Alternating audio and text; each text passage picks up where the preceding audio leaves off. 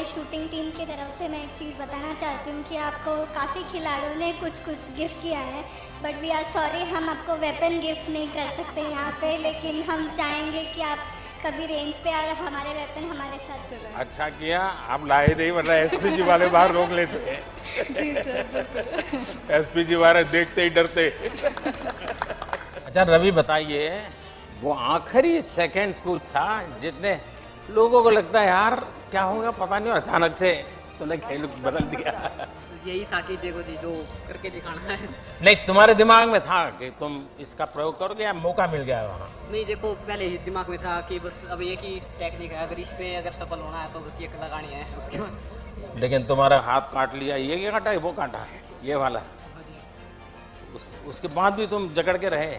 देखो जी वो टाइम ऐसा था, अगर छोड़ देता तो शायद बहुत किधर मिल सकती थी। बाद में कोई एक्शन लेते हैं क्या इस प्रकार से, कोई काटता छाटता है तो हाँ कुछ जी लेते हैं, देखो पर थोड़ा ना उस टाइम पे मतलब इतना नहीं था, क्योंकि सबसे बड़ी बात है ना खून नहीं आए थे उसके अंदर से, लीला तो हो गया था, अगर खून आते तो शायद कुछ एक्शन हो जाता। अच्छा, लेकिन बहुत अच्छा किया आपने। और लेकिन एक रवि में शिकायत है मेरी, बताओ जी। हैं? बताओ जी। देखिए हरियाणा का आदमी, उस यानी आदमी यार औरत कोई भी हो वो हर पल हर चीज में खुशी ढूंढता है। ये हरियाणा की विशेषता है जी। वो हर चीज में कुछ न कुछ ऐसे कमेंट करेगा, अब खिल करके हंस पड़ोगे, क्योंकि मुझे 5 साल हरियाणा में रहने का मौका मिला है, तो मैंने इसको देखा है कि आप लोग। लेकिन रवि से मेरी शिकायत है कि तुम्हें हो सकता है तुम्हारे मन करता है गोल्ड ले आऊं, नहीं आया, लेकिन पोडियम पर भी हंसते नहीं थे यार। ये क्या बात है?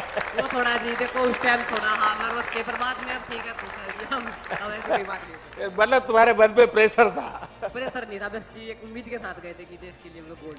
देखिए उम्मीद भी होनी चाहिए, संकल्प भी होना चाहिए, परिश्रम भी चाहिए, पराक्रम भी चाहिए, लेकिन निराशा का नामो निशान नहीं चाहिए। ठीक है जी, आगे नहीं होगा बिल्कुल। और हरियाणा वालों से तो कभी नहीं, ना जी। क्योंकि मैंने हमेशा देखा साहब ऐसे खुश मिजाज होते हैं, हर चीज का ऐसा बड़ा मजा लेते हैं वो। और बजरंगी आशीर्वाद आप लोगों का। तुम्हारे ये पैर में इतनी चोट आई और तुम खेलते रहे, बाद में तुम्हारी पट्टी खोलने का निर्णय तुमने कैसे कर दिया आगे कि निकाल दो मुझे, जो होगा सो होगा, ऐसा मन कैसे बन गया? देखिए पूरी लाइफ एक खिलाड़ी का सपना होता है ओलंपिक में देश के लिए अपने मेडल जीते और गोल्ड जीते, तो यही था लास्ट बाउट थी, तो डॉक्टरों ने बोला कि भाई टेप तो आपको करनी पड़ेगी, तो मैंने यही बोला कि भाई अभी टूट भी जाएगा तो क्या फ़ायदा, पहले मेडल ज़रूरी है, क्योंकि मैं यहाँ मेडल के लिए आया था और देशवासियों ने गोल्ड की उम्मीद की थी। तो वो गोल्ड तो नहीं जीत पाया, उसकी भरपाई मैं 24 में पूरा करने की कोशिश करूँगा और मेहनत करूँगा। वो तो मुझे पूरा भरोसा है, तुम चुप बैठने वाले नहीं हो। उसके लिए लगे हुए आप पहलवान लोग हैं, कभी रुकते रहिए जी। और दीपक का क्या हाल है?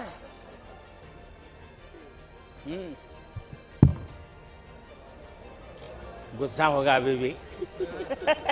सर बहुत दुख हुआ, मेडल के मतलब बहुत क्लोज अरे थे। क्या बात करते हो, इतनी छोटी आयु तुम्हारे पास, तो इतनी उम्र पड़ी है और इतनी बिगिनिंग में तुम नंबर अपना तो आगे बढ़ा चुके हो।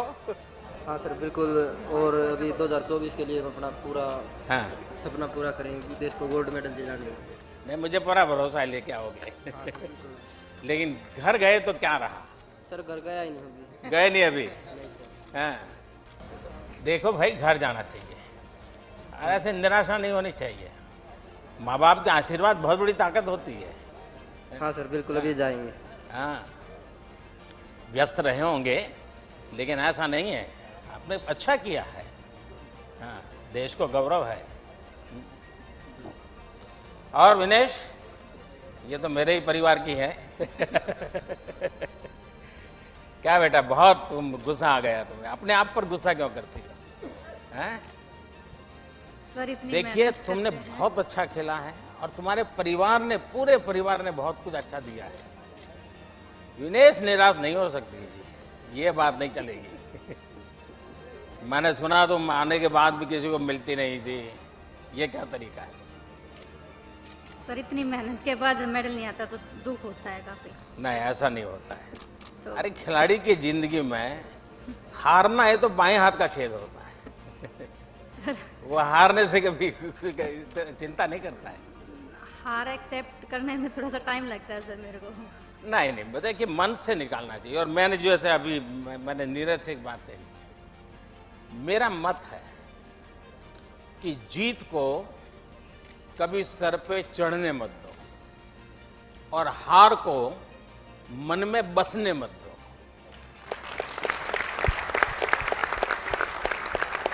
ये मंत्र जीवन में बहुत जरूरी होते हैं।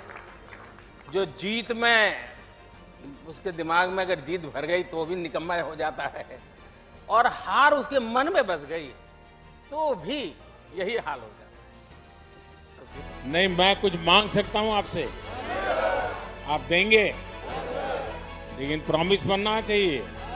लेकिन खेल कूद वाला नहीं मांग रहा हूं, कुछ और मांग रहा। लो डर गए। नहीं, मैं सच बताऊं, मैं कुछ मांगना चाहता हूं आज आपसे। देखिए, ये 15 अगस्त कल आप लोग थे। देश आपको कितना प्यार करता है, देश आपको कितना सम्मान करता है, ये आप सबने अनुभव किया है। इसका देश को बहुत लाभ हो सकता है। आप बहुत कुछ कंट्रीब्यूट कर सकते हैं। और जब आज़ादी के 75 साल हुए हैं, तो मैं आपसे, क्योंकि आप खेलकूद के व्यक्ति हैं और जो आपकी महारत है वो ही चीज आप करें, ये मेरी अपेक्षा है। 2023 15 अगस्त, करीब करीब 2 साल आपके पास होंगे। क्या इस 2 साल में एक एक खिलाड़ी, यानी ऐसा नहीं पूरी हॉकी की टीम, ऐसा नहीं, हॉकी का सब खिलाड़ी, क्या कम से कम आपको जहां पसंद हो 75 स्कूल्स में आप विजिट कर सकते हैं?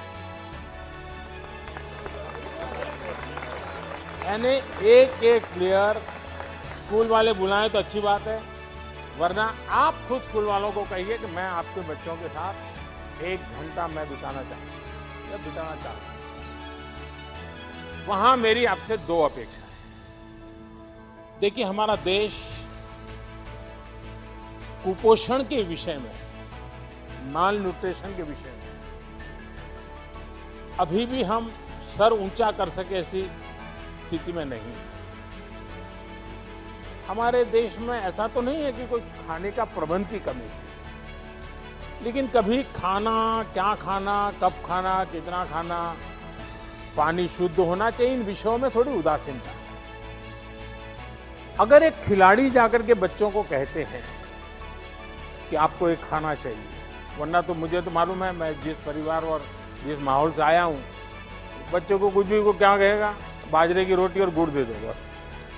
उसको लगता ही नहीं कि मुझे सब्जी वगैरह खानी चाहिए। ऐसा ही होता है। क्या आप उन लोगों को समझा सकते हो कि संतुलित आहार का क्या महत्व है? बचपन से इन चीजों को शरीर में क्या जरूरी है? और आप इस विषय को तैयार कर सकते हैं, बराबर लोड बना करके एक टीचर की तरह तैयार कर सकते हैं। और ऐसी स्कूल में जाकर के एक लेक्चर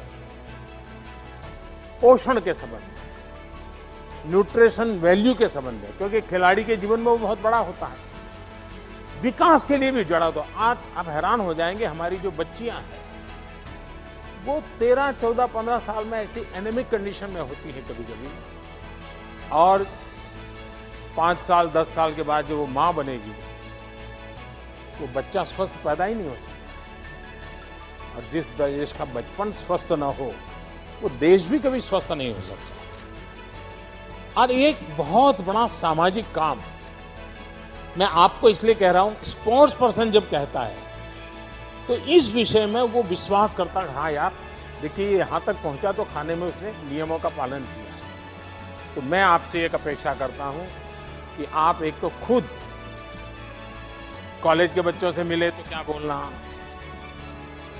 स्कूल के बच्चों से मिले तो क्या मिले बताना, प्राइमरी बच्चों से मिले, ऐसे 3-4 विषय तैयार करके ऑनलाइन सब अवेलेबल होता है।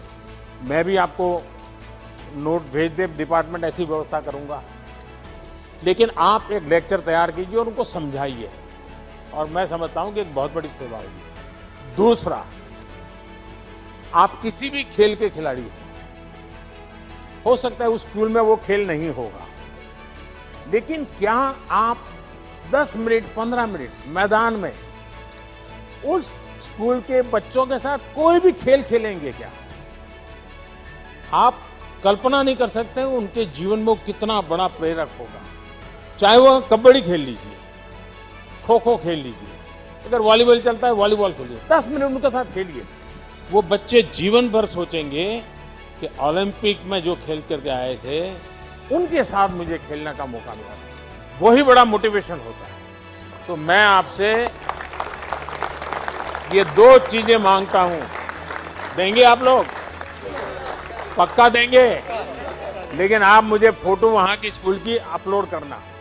तो आप 75 स्कूल की आपकी फोटो मैं देखूंगा, उसमें भाषण देता हुआ देखूंगा, भाषण का वीडियो भी दे सकते हैं, और खेल खेल रहे हैं बच्चों के साथ, वो भी मैं देखना चाहूंगा।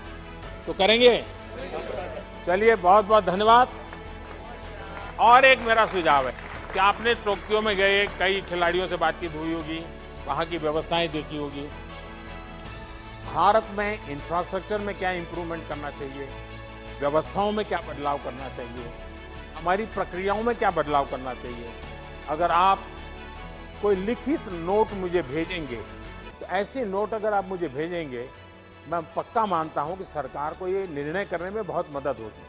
क्योंकि जब खिलाड़ी बताता है तो उसमें जमीनी हकीकतें होती है, और इसलिए करेक्शन की संभावना भी बहुत रहती है। तो आप इसको करें, यही मेरी शुभकामनाएं। बहुत बहुत धन्यवाद।